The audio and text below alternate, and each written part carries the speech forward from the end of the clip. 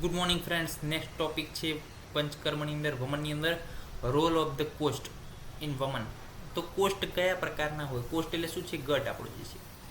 તો જ્યારે આપણે દોષોની શાખામાંથી કોસ્ટમાં લાવી દીધા, તો હવે કોસ્ટમાં આવી ગયા, બરાબર છે. તો હવે આપણે મેડિસિન આપવાની સ્ટાર્ટ કરશું.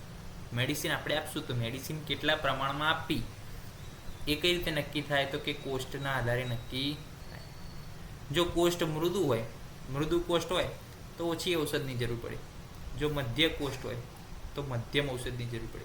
અને જો ક્રૂર કોસ્ટ હોય તો વધારે ઔષધની જરૂર પડે.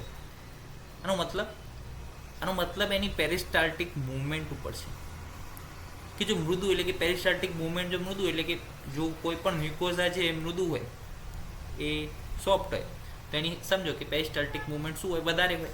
તો પેરિસ્ટાલ્ટિક મૂવમેન્ટ જો વધારે હશે તો માણસની અંદર આપણે બહુ ઔષધ દ્વારા જોર કરાવવું પડશે નહીં. ઔષધ ઓછા પ્રમાણમાં હશે તો પણ પેરિસ્ટાલ્ટિક મૂવમેન્ટ વધારે હોવાને કારણે શું છે? એ ઝડપથી જે છે વમન થઈ જશે. તો મૃદુ કોષની અંદર આપણે ઓછી ઔષધ, એટલે કે કારણ કે એની અંદર શું છે? પેરિસ્ટાલ્ટિક મૂવમેન્ટ વધારે છે. બીજી વાત કરીએ કે મધ્ય કોષ જે છે એની અંદર શું છે? પેરિસ્ટાલ્ટિક મૂવમેન્ટ મીડિયમ છે, તો આપણે મીડિયમ પ્રમાણમાં ઔષધ આપવું પડશે. અને અવર કફ કોષ છે કે જેની અંદર કફ છે જ નહીં, જેની મ્યુકોઝાની અંદર કફ નથી, જેની મ્યુકોઝાની અંદર સોફ્ટનેસ નથી, એની અંદર શું છે? પેરિસ્ટાલ્ટિક મૂવમેન્ટ જે છે ક્રૂર છે, એટલે કે ઓછી જોવા મળે છે, બિલકુલ ઓછી. તેની અંદર આપણે વધારે ઔષધ આપવી પડશે.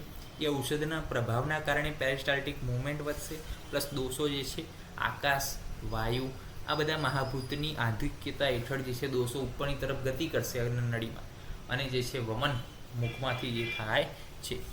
તો આ જે કોસ્ટનો કોન્સેપ્ટ છે એ શું છે? પેરિસ્ટાલ્ટિક મૂવમેન્ટ ઓફ ધ મ્યુકોઝલ જે અંદરની ટિશ્યુ છે એના ઉપરનો છે.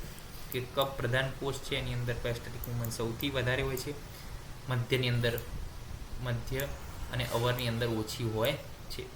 તો એ પ્રમાણે ઔષધ જે છે આપણે કફ પ્રધાન હોય તો ઓછી જોઈએ, મધ્ય કોષ હોય તો મધ્યમ ઔષધ, અવર કોષ હોય તો વધારે ઔષધ જોઈએ. તો આ થઈ કોસ્ટ વિશેની માહિતી. નેક્સ્ટ લેક્ચરની મળીશું નવા વિષય સાથે. ત્યાં સુધી જય હિન્દ, જય ભારત, જય ધન્વંતરી. નમસ્કાર.